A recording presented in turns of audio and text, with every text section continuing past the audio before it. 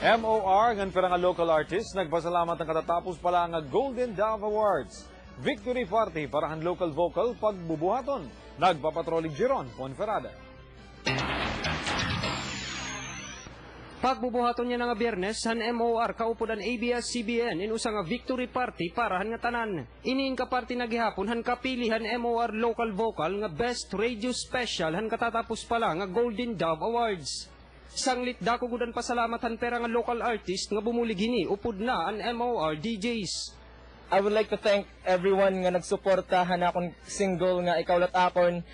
Duro ako ka-thankful na iyo nga iyo ginhatag nga suporta nga number 1 niya for 5 straight weeks sa MOR. So mga kapamilya, kita-kita tayo this Friday, Barco, Leyte Park, 7 p.m. MOR Local Vocal Victory Party. Mas maupay daw liwat kung tumemprano ka mo pagkadto.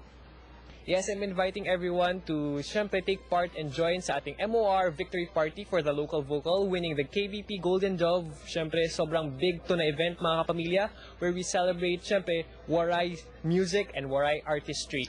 Mga kapamilya, don't forget this Friday na ha, and it's all for free at Barco, Leyte Park. So, kita-kits tayo doon. All the MOR DJs will be there, and the MOR local vocal talents.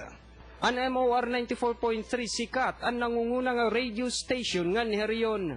Jeron Ponferrada, Patrol han Pilipino.